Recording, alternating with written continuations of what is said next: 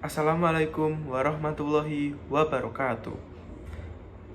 Perkenalkan, nama saya Azam Zulrekianata dari 122 absen 6. Di sini saya akan menganalisis novel yang berjudul Dilan, Dia Adalah Dilanku tahun 1990. Yang pertama yaitu Identitas Buku yang novel ini berjudul Dilan, Dia Adalah Dilanku tahun 1990 ya, yang menulis yaitu Pidi Baik, yang menerbitkan yaitu PT Mizan Mustaka.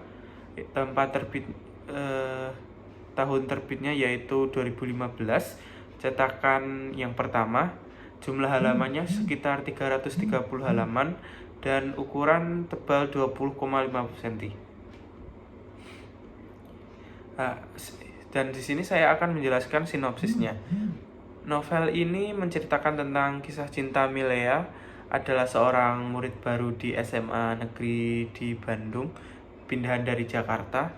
Saat dia jalan menuju sekolah, dari arah belakang ada suara motor yang sengaja memperlambat kecepatannya untuk bisa mengejar Milea. Pengendara itu teman satu sekolahnya, seorang peramal. Ya, peramal itu mengatakan bahwa mereka akan bertemu di kantin. Awalnya Milea tidak menghiraukan laki-laki peramal itu.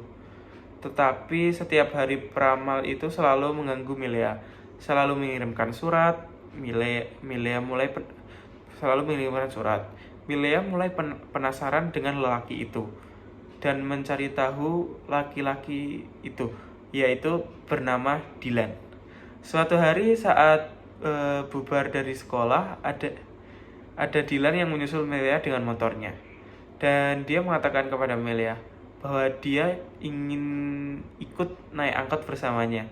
Saat diangkot, Dilan mulai menggombal-gombali Milea dengan berkata, "Milea, kamu cantik, tapi aku belum mencintaimu. Nggak tahu kalau sore, tunggu aja." Perkataan Dilan membuat Milea kaget. Milea hanya diam, juga memikirkan pacarnya yang berada di Jakarta. Untuk membuat Milea tidak bisa berhenti memikirkan Dilan, Milea diambang kebimbangan. Haruskah aku terus terang kepada Dilan bahwa aku sudah punya pacar? Tetapi Milea takut jika dia terus terang nanti, Dilan akan membuatnya sedih karena tidak bisa mengobrol dan menyenangkannya lagi. Dan dia juga tidak ingin bilang kepada Benny bahwa ada seseorang yang berusaha mendekatinya. Selanjutnya, suatu hari saat hari ulang tahun Milea, Nandan mengasih boneka panda yang cukup besar. Nandan kasih boneka itu saat di kelas. Kata Nandan, alasan dia ngasih boneka itu agar ketika tidur, Milea dapat memeluknya. Benny juga datang ke Bandung demi merayakan ulang tahun Milea. Milea kecewa karena Dilan tidak memberi ucapan selamat ulang tahun padanya.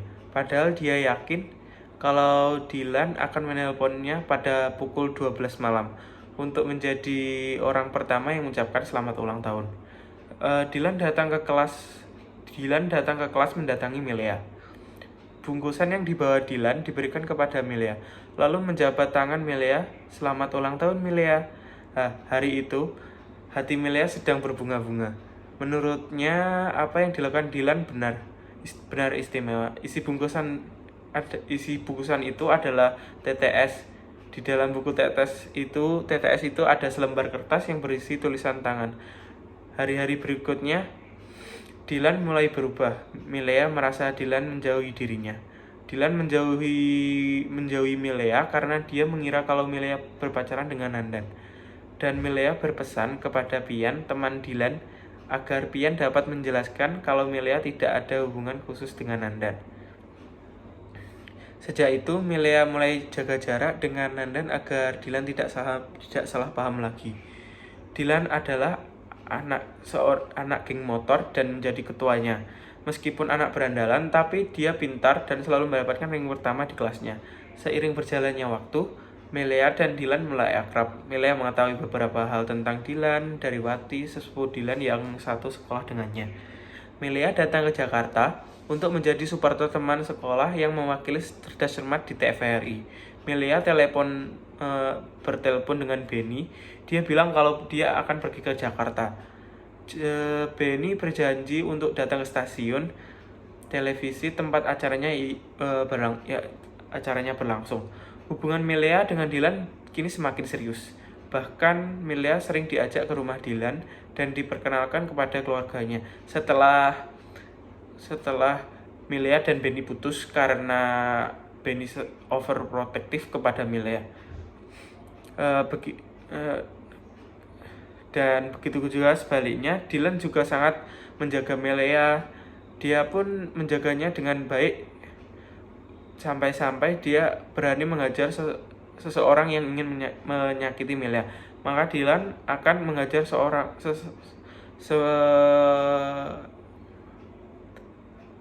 semua orang yang menyakiti Melia, seperti Anhar, karena dia mengganggu Melia dan Dylan pun menghajar Anhar sampai babak belur. Dan begitu juga sebaliknya, Dylan juga sering berkunjung ke rumah Melia. Dylan selalu menjaga Melia. Ketika ada seseorang yang menyakiti Melia, maka Dylan akan mengajar orang itu, walaupun itu adalah temannya. Seperti Dylan yang mengajar Anhar karena sudah menampar Melia. Di warung BEM, Melia mengobati luka Dylan yang terkena pukulan Anhar.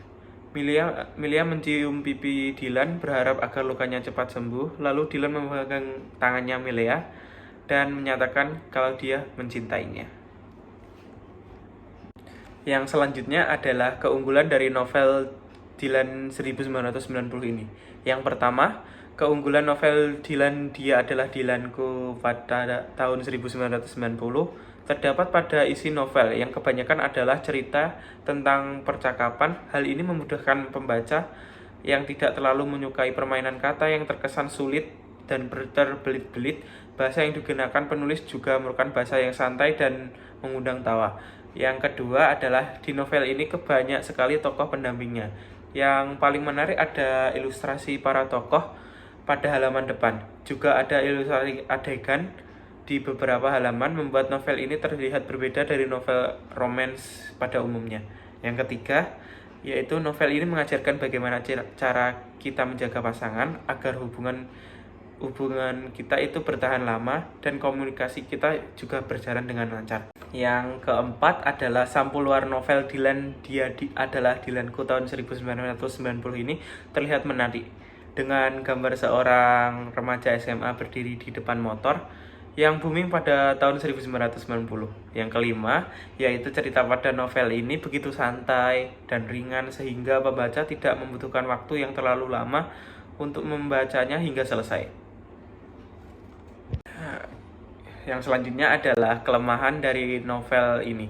Yang pertama adalah terdapat pada gurauan-gurauan yang digunakan dalam beberapa percakapan karena novel ini menceritakan tentang kisah cinta pada tahun 1990.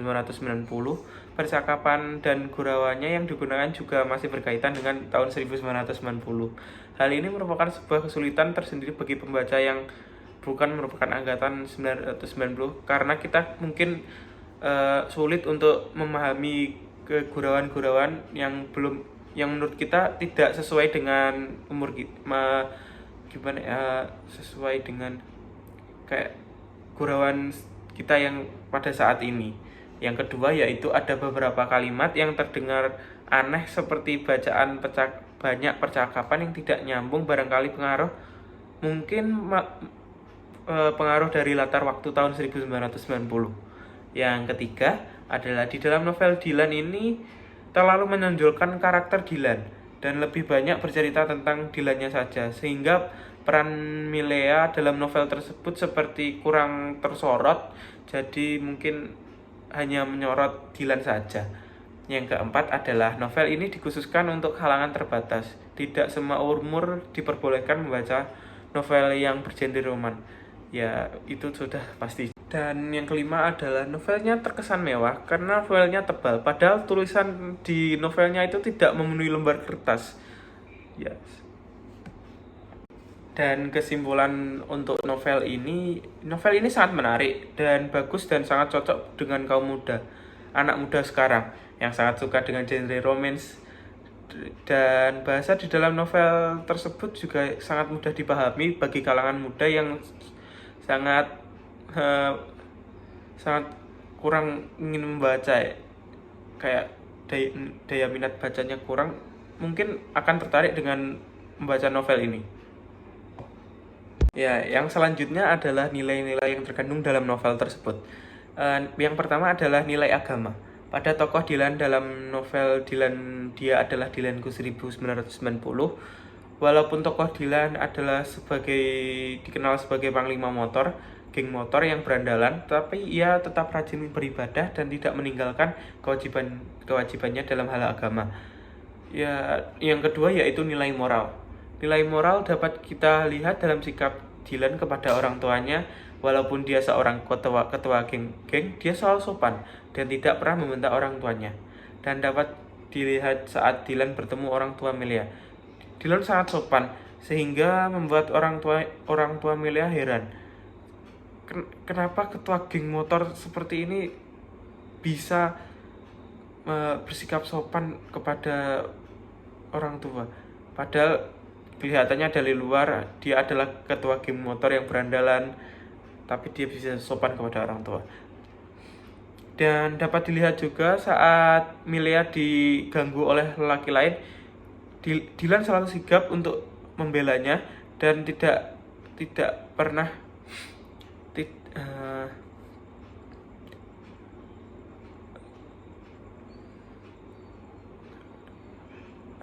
dan selalu membela dia walaupun harus kena pukulan.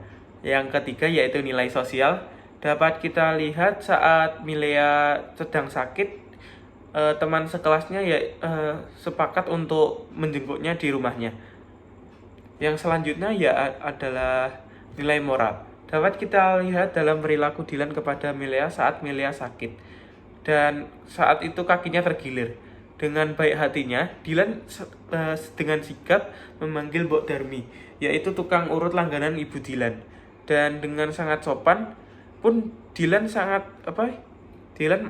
dengan senang hati yaitu mengantarkan jemput Mbok Darmi pergi dan pulang dengan selamat sampai tujuannya. Yang terakhir juga ada nilai moral. Juga dapat kita lihat bahwa Dylan sangat sopan kepada ibu kantin di sekolahnya.